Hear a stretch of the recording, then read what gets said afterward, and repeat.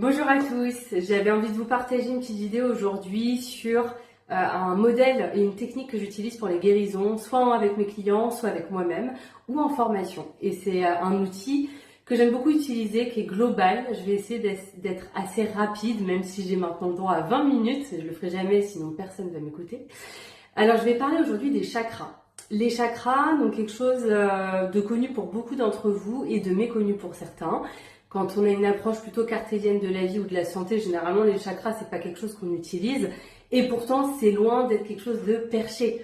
Les chakras, c'est utilisé en médecine douce, en médecine chinoise, en médecine indienne.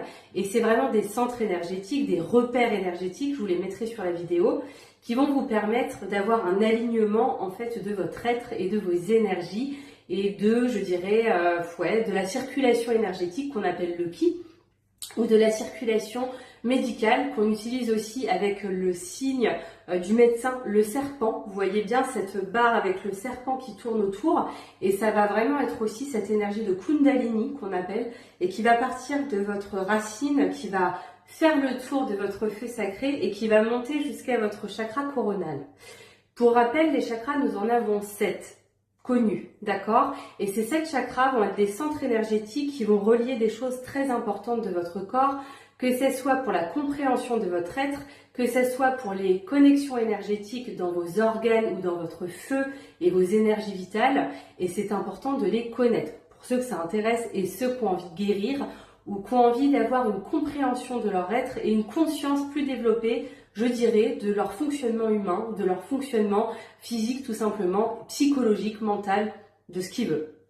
Donc pour rappel, il y a 7 chakras et je vais mettre debout pour vous montrer rapidement. Donc nous avons dans un premier temps le chakra racine, d'accord? Le chakra racine qui va être de couleur rouge, je vous mettrai ça en petit commentaire. Donc de couleur rouge et qui va être relié à la terre.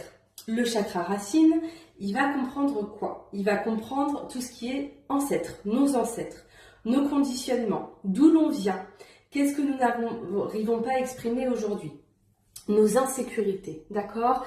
C'est vraiment le chakra racine, la base de la base, parce qu'il va être ici pour nous rappeler comment nous sommes incarnés ici. Est-ce que nous arrivons à prendre notre place? Est-ce que nous arrivons à nous déconditionner de choses qui ne nous appartiennent plus? Et ça, je le fais beaucoup dans mes coachings, c'est vraiment la base de la base et vous verrez pourquoi. Donc, le chakra racine. Ensuite, nous continuons. Dans ce feu sacré, nous avons à la base nos racines et nous allons monter un petit peu plus haut sur notre chakra sacré, le chakra feu féminin ou masculin sacré. Il y a cette complétude et il y a cet équilibre